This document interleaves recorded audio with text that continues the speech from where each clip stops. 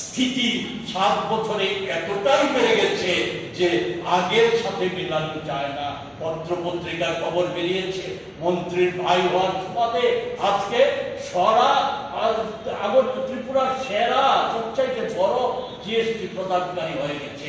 এই 7 বছরে ত্রিপুরার গ্রাম থেকে শহর যত অট্টালিকা নির্মাণ হয়েছে তার 99% বুঝিয়ে দেব, 99%-এর মালিক হচ্ছে বিজেপি দলের মন্ত্রী, নেতা, এমএলএ অথবা কোন ধরনের যে বিজেপি আশ্রিত কালোবাজারি নেশা কারবারি। এই জায়গায় রাজ্যটাকে চলে এসেছে। ফলে রাজ্যের সাথে দুর্নীতি মুক্ত রাজ্য গড়ে তোলার প্রশ্নে আমরা প্রদেশ কংগ্রেস লড়াই আন্দোলন জারি রেখেছি।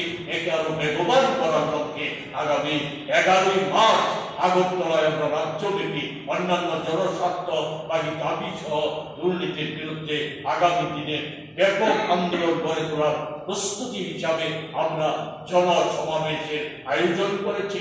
সেই জনসমাবেশে আমরা এখান থেকে রাজ্যের সমস্ত অংশের শান্তিপ্রিয় মানুষকে অংশগ্রহণ করার আবারও আবেদন জানাচ্ছি এবং এই ক্ষেত্রে দুর্নীতি বিরোধী জনমত গড়ে তোলা এবং আগামী দিনের কর্মসূচিগুলিকে সফল করার ক্ষেত্রে আপনাদের প্রচার মাধ্যমেরও ইতিবাচক ভূমিকা আমরা আশা করি। আমি আমার